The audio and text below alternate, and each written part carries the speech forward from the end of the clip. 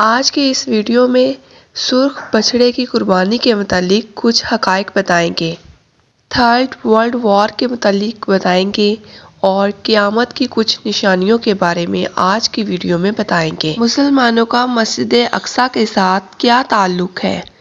آج کی ویڈیو بہت دلچسپ ہونے والی ہے، ویڈیو کو آخر تک ضرور دیکھیے گا۔ یہودیوں کی طرف سے اعلان کیا گیا ہے کہ سرخ بچھڑے کی پیدائش ہو گئی ہے اور کائنات اب آخری مراحل میں داخل ہو گئی ہے، دنیا کا اختتام ہونے والا ہے، قیامت آنے والی ہے۔ یہودیوں کا ماننا ہے کہ سرخ بچھڑے کی قربانی دی جائے گی تو مسیحا کا ظہور ہو جائے گا۔ یہودیوں کا ماننا ہے کہ اب وہ وقت آ گیا ہے کہ اپریل کے مہینے میں سرخ بچھڑے کی قربانی کی جائے۔ یہودیوں کے مطابق اس قربانی کے بعد مسجد اقصی کو شہید کرنے کے بعد تھرڈ ٹیمپل کی تیاری کی جائے گی۔ تھرڈ ٹیمپل یہودیوں کے لیے اتنا ہی مقدس ہے جتنا کہ مسلمانوں کے لیے خانہ کعبہ مقدس ہے۔ گولڈن ٹوم کے بارے میں یہودی کہتے ہیں کہ یہ پتھر دنیا کے مرکز میں ہے۔ اس پتھر پر حضرت آدم علیہ السلام آئے اور حضرت ابراہیم علیہ السلام نے اپنے بیٹے کی قربانی کی جس کی جگہ مینڈھا آ گیا۔ اس قربانی کے بعد ایک جنگ ہوگی جس کی پیشن گوئی توریت، زبور اور حدیث مبارکہ میں بھی کی گئی ہے۔ ستمبر 2023 میں یعنی 2000 سال بعد اسرائیل میں یہ اعلان کیا گیا کہ سرخ بچھڑے کی پیدائش ہو گئی ہے۔ 5 سرخ بچھیا کو امریکہ کی ریاست ٹیکساس سے $5 لاکھ دے کر منگوایا گیا ہے۔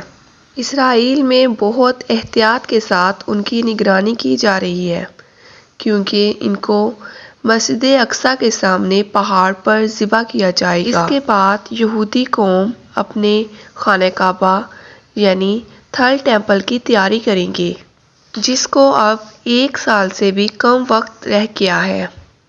اسرائیل میں پیدا ہونے والی سرخ بچھیا کا اعلان انہوں نے اپنے یوٹیوب چینل پر بھی کیا ہے۔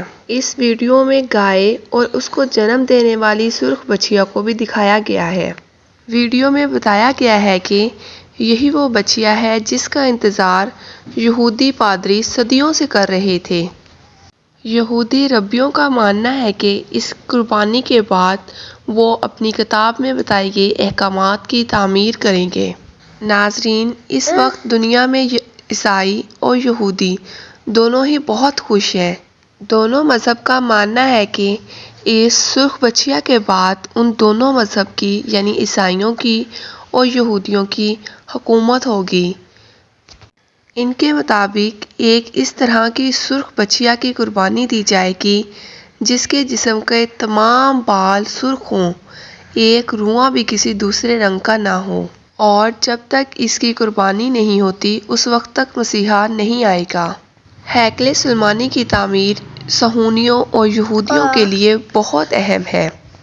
اس کی دوبارہ تعمیر کے لیے سب کچھ تیار ہے، بس ایک انتظار تھا تو یہودیوں کو ایک سرخ رنگ کی بچھیا کا انتظار تھا۔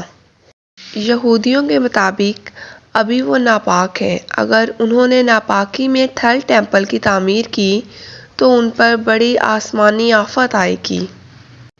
معزز دوستو، تابوت سکینہ ایک خیمے میں رکھا جاتا تھا جس میں حضرت ہارون سمیت کسی کو بھی جانے کی اجازت نہیں تھی۔ سال میں ایک دن جو تہوار کا دن ہوتا تھا، حضرت ہارون علیہ السلام اس خیمے میں جاتے تھے اور اللہ تعالیٰ سے اپنی اور قوم کے لیے بخشش طلب کرتے تھے۔ سب سے پہلے ایک گائے کو قربان کیا جاتا تھا، اس کے بعد 2 بکرے ہوتے تھے، ان کی قرآندازی کی جاتی تھی اور اس قرآندازی میں آئے ہوئے بکرے کو قربان کر دیا جاتا تھا جس سے بنی اسرائیل کے گناہوں کی معافی ہوتی تھی اور بنی اسرائیل ناپاکی سے پاک ہو جاتے تھے، اور دوسرے بکرے کو بیابان میں چھوڑ دیا جاتا تھا۔ صہیونیوں اور یہودیوں کا ماننا ہے کہ تھرڈ ٹیمپل کی تعمیر اس وقت تک نہیں کی جا سکتی جب تک وہ پاک نہ ہو جائیں۔ انہیں اپنے پاک ہونے کے لیے ایک سرخ بچیا کی قربانی دینی پڑے گی، اور اس سرخ بچیا کا یہودی ربی 2000 سال سے انتظار کر رہے تھے۔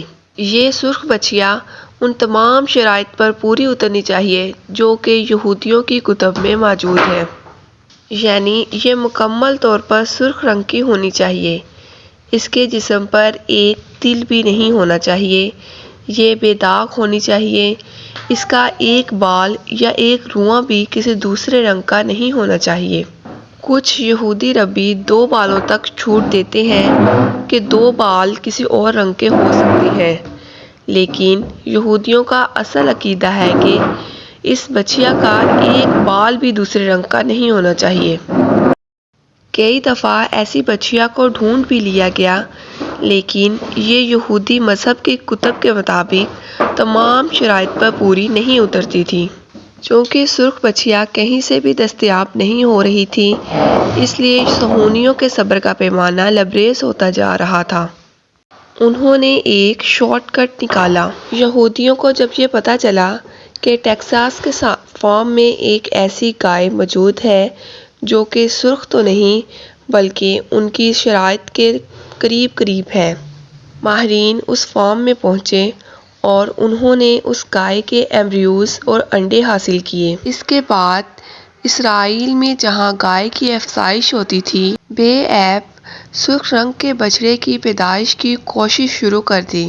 کچھ عرصہ پہلے اسرائیلی ماہرین سرخ رنگ کا بچڑا پیدا کرنے میں کامیاب ہو گئے تھے، لیکن ان کی ساری خوشیاں تھری رہ گئیں جب ان کو یہ پتہ چلا یہ سرخ بچڑا ہے، بچیا نہیں۔ مذہبی کتب کے مطابق بچیا درکار ہے، بچڑا نہیں۔ یہودیوں کے مطابق اس سرخ بچیا کو مسجد اقصی کے سامنے ذبح کیا جائے گا اور اس کی گوبر، چربی، کھال سمیت اس کو جلا دیا جائے گا، اور جلانے کے بعد اس کی راکھ کو تھل ٹیمپل کی بنیادوں میں ڈال کر تھل ٹیمپل کی تعمیر کی جائے گی، جس کے بعد یہودی مسیحا آئے گا اور عیسائیوں کے لیے حضرت عیسیٰ علیہ السلام آئیں گے۔ یہودیوں کے مطابق ان کے مسیحا کے آنے کے بعد وہ پوری دنیا پر راج کریں گے، اور عیسائیوں کا ماننا ہے کہ حضرت عیسیٰ علیہ السلام نے ان کی طرف سے صلیب پر چڑھ گئے تھے، اس لیے تمام عیسائی بغیر حساب کے جنت میں جائیں گے۔ مسلمانوں کا ماننا ہے کہ امام مہدی علیہ السلام دجال سے لڑائی کریں گے۔ جب دجال کی فوجیں انہیں چاروں طرف سے گھیر لیں گی تو حضرت عیسیٰ علیہ السلام فرشتوں کے بازوؤں پر ہاتھ رکھے ہوئے آسمان سے اتریں گے اور دجال کا مقابلہ کریں گے۔ حضور اکرم صلی اللہ علیہ وآلہ وسلم کی حدیث کے مطابق خراسان سے فوجیں کالے جھنڈے لے کے نکلیں گی جو کہ امام مہدی کے لشکر میں شامل ہو جائیں گی۔ ان جھنڈوں کا رخ کوئی بھی پھیر نہیں سکے گا۔ یہ فوجیں اتنی طاقتور ہوں گی کہ یہ جھنڈے ایلیا یعنی یروشلم میں جا کر نصب کر دیں گے۔ حضور اکرم صلی اللہ علیہ وآلہ وسلم نے فرمایا، اگر تمہیں گھٹنوں کے بل بھی اس جنگ میں چل کر جانا پڑے تو تم ضرور جانا، کیونکہ یہ جنتی لشکر ہے۔